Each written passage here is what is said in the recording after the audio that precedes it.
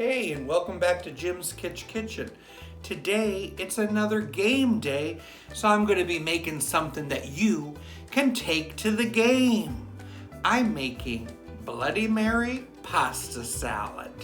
This is in collaboration with my friend Ian Good, who's been cooking lots of game day meals.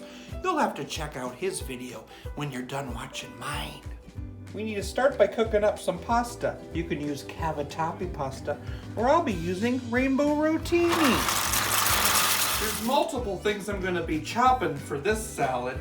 I need a red onion, some tomatoes, celery, and a green pepper. Let the magical chopping begin. Hi-ya! Magic. Let's start preparing the dressing.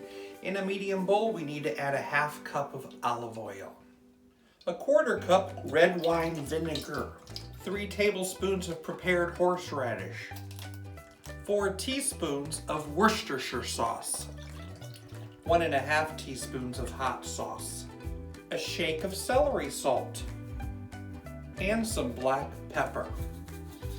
Whisk it up. Time to build a salad. Bowl pasta. Add those veggies.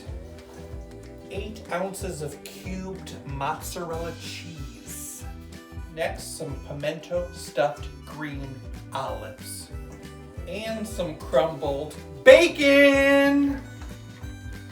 Combine. Pour over that dressing and get it completely coated. Doesn't it look tasty? Time to serve. Bloody Mary pasta salad. Try it.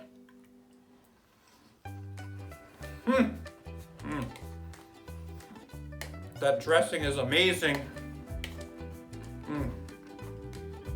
Love the cheese and the bacon added, of course. It's a great salad.